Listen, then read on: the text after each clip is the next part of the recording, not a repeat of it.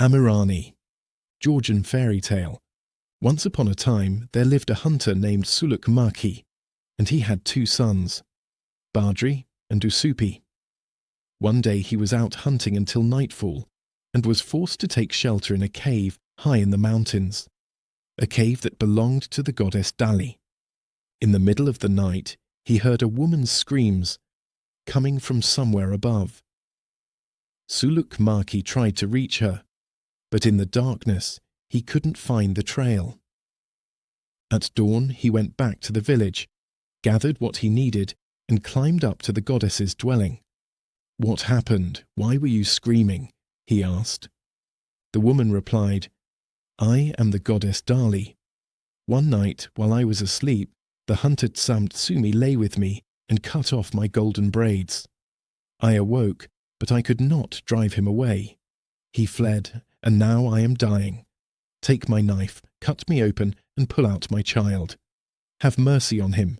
Do not let him go to the grave with me. Had I lived to carry him to term, he would have grown into a great hero. Take the child with you. If it is a boy, name him Amirani. If it is a girl, you may choose her name.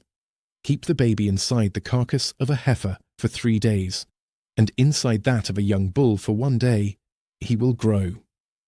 Suluk Maki cut open the goddess's belly and lifted out a beautiful baby boy. Dali died. Suluk Maki named the child Amirani, brought him home, and followed Dali's instructions, keeping him in the carcass of a heifer for 3 days, and in that of a young bull for 1 more day. He raised the boy as his own son, and the hunter's wife, Darijani, and children loved Amirani dearly. Suluk Maki said, "I am a poor man. I must find someone wealthy to baptize this child." At that moment Gemerti, God, was passing by. He said to Suluk Maki, "Let me baptize him." The hunter could not refuse, and so Gemerti became Amirani's godfather. God blessed the child, wishing him to become as fast as the turbid waters of the Metkvari River, to have the knee of a wolf and the strength of a plough. Time passed. Amirani grew up, so large and strong that the earth itself seemed strained beneath his feet. He could eat an entire bull for breakfast, and he loomed like a dark storm cloud. Usupi and Badri, his foster brothers, were handsome in their own right. Before his death, Suluk Maki warned his sons, "After I die, devs will come to fight you. You must leave and go to such and such a place."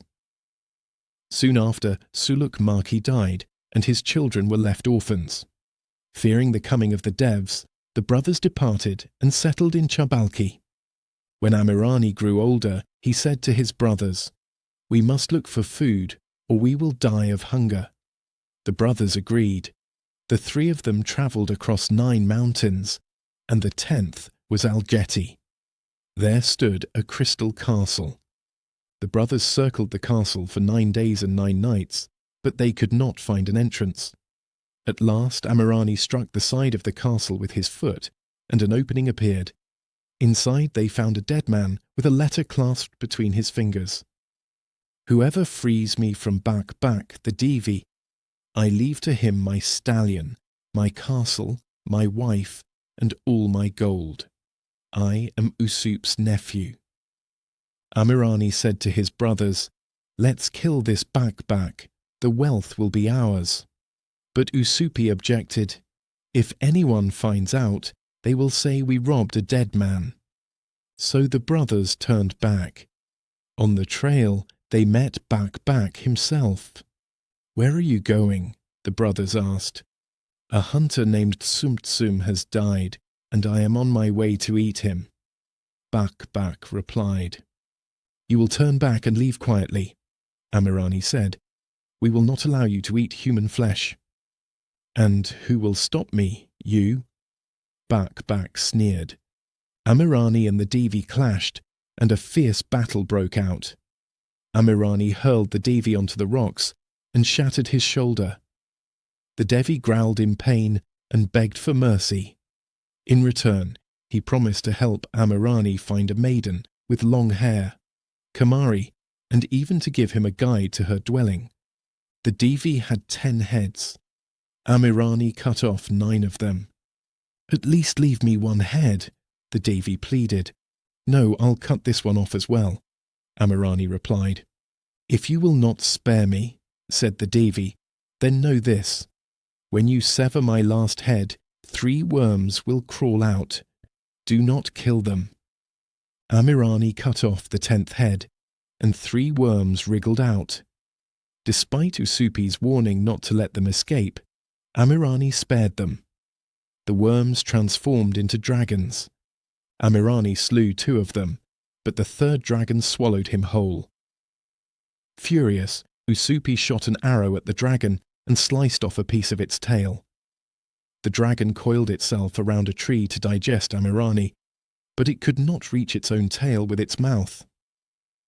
"Mother, my belly hurts," the dragon complained. His mother asked, "Did you eat Darajan's son? If you did, you can never digest him." Amirani cut open the dragon's stomach with the knife he kept in his pocket and leapt out. He killed the dragon and its mother as well. The brothers rested, ate some food, and continued their journey to find Kamari. But the guide given to them by Bak kept leading them in circles. Usupi noticed this. At a crossroads, he shot an arrow into an oak stump. 3 days later, they arrived at the same spot again. Usupi told Amirani, who promptly cut off the guide's head. As they travelled on, the brothers came upon a castle. Amirani called out, "Host, come and greet us." Devs lived in the castle. They said to their sister, "Go outside and see who is calling. We must be cautious. If they are Darajanians, we must beware. Amirani has enormous eyes and golden front teeth." The woman went out and smiled at Amirani. But when he spoke and she saw his golden teeth, she fled back inside to tell her brothers the news. Amirani stormed into the castle and slew the devs, but the door slammed shut behind him. The hall filled with blood, and he started to drown. Seizing one of the devs' bodies, he hurled it at the door. The door shattered, and Amirani was saved. The brothers came upon a river. Amirani asked Usupi to lend him his white stallion. Usupi hesitated, saying they had already grown weary searching for Amirani's Kamari. But at last he agreed. Amirani mounted the white stallion, crossed the river, and saw Kamari high in a tall castle. He climbed up to her and asked her to marry him. Kamari's father was the Elephant King, a being with human legs and the body of an elephant. Kamari was washing dishes when Amirani arrived. She said, "You may stack the dishes, but be careful. Do not break anything. If even one dish breaks, they will alert my father." Amirani dropped the same plate 3 times. At last he hurled it to the floor, and it shattered into pieces. A shard spoke to another shard, and that shard spoke to the whole, until all the dishes cried out, "Kamari has been taken! Kamari has been taken!" Amirani and the maiden fled. Kamari brought with her a speck of salt, a comb, and a mirror. The Elephant King gathered his men and set out in pursuit. When Amirani crossed back over the river, a storm began to rise. Kamari said, "My father is near." She threw her comb behind them, and a dense forest sprang up, blocking the path. But the Elephant King forced his way through it, and the storm drew closer and closer. This time Kamari threw the speck of salt, and a steep, towering mountain rose behind them. The Elephant King climbed over the mountain, and the storm overtook Amirani, Kamari, and Amirani's brothers. Then Kamari cast down her mirror, and a vast sea spread out behind them. The Elephant King's men ventured into the sea, and most survived. At last they reached Amirani's castle, and the Elephant King was not far behind. "Usupi, you must fight them," Amirani said. Usupi warned his brothers, "Do not come out while my sword is shining."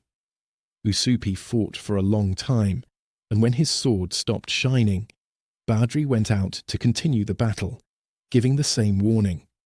When Kamari saw that Badri's sword, too, had ceased to shine, she woke Amirani. He rose and went out to face the army. The Elephant King had a lathe that he operated himself. Each time he turned the wheel, his army multiplied. Amirani fought his way through the ranks, reached the lathe, struck it with his sword, and shattered it. The army ceased to multiply, and Amirani destroyed every last soldier. Then Amirani began his battle with the Elephant King. Amirani kept striking the king's elephant body with his sword, but it was in vain. The Elephant King remained unscathed. Seeing this from the castle, Kamari called out, "Amiran, you fight well, but where is your craftiness? Why do you strike his body?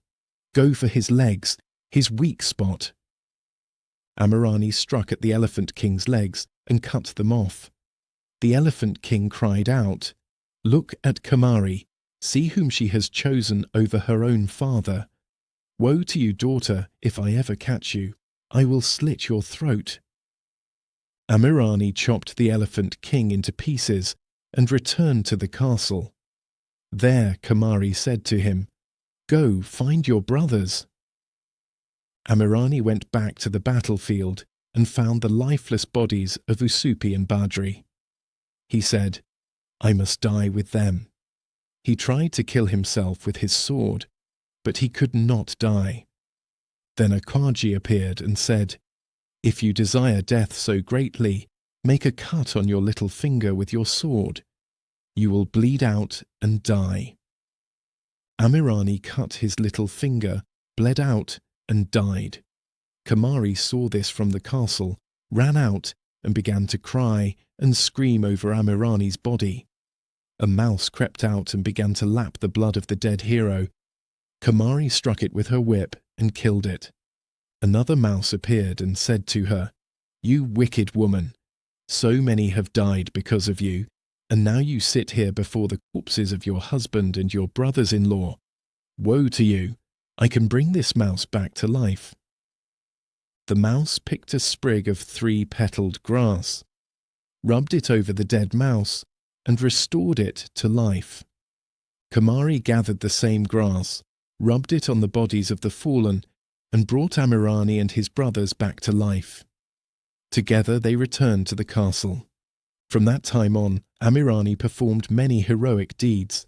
He slew countless devs and evil spirits, and there was no one who could defeat him. One day Amirani met the sister of the famed hero Ambri, who was pushing her brother's corpse in a wheelbarrow. One of Ambri's legs had slipped off, and his dead foot dragged upon the ground, cutting a deep furrow like a plough. "Put my brother's leg back onto the cart," the sister said. Amirani tried, but he could not lift the dead hero's foot. The sister lifted it herself and placed it back on the wheelbarrow. Then she said to Amirani, "God knows you could never rival Ambri. He surpassed you in life, and even in death he outmatches you." Amirani had no equal in this world. He slew all the devs, so thoroughly that none remained upon the earth. One day, while Amirani was walking across Mount Yelbuzi, he met his godfather, Gmerti. "Godfather," Amirani said, "why did you wish such strength upon me? There is no one left on earth who can stand against me. Now it is time for us to fight." Gmerti was old. He carried a wooden staff in his hand. "I will drive this staff into the ground. If you can pull it out, you will win," he said. Twice Gmerti pushed the staff into the earth, and twice Amirani pulled it out. "Why do you annoy me and play games with me?" Amirani said. Then Gmerti cast a spell on the staff and thrust it into the ground. The staff grew roots deep into the soil, and Amirani could not pull it free. Gmerti chained Amirani to that very staff. He decreed that Amirani should receive 1 piece of bread and 1 cup of water each day.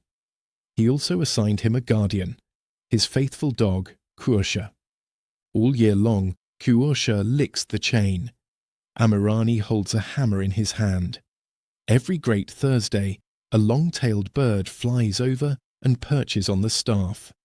Amirani swings his hammer at the bird flies away, and Amirani drives the staff deeper into the ground. Kursha continues licking the chain, and just when it is about to snap, on Great Thursday, the blacksmiths strike their anvils, and the chains become whole again. Since then, Amirani has been chained to Ialbuzi. If he ever breaks free, he will destroy the world, and he will begin by wiping out the blacksmiths.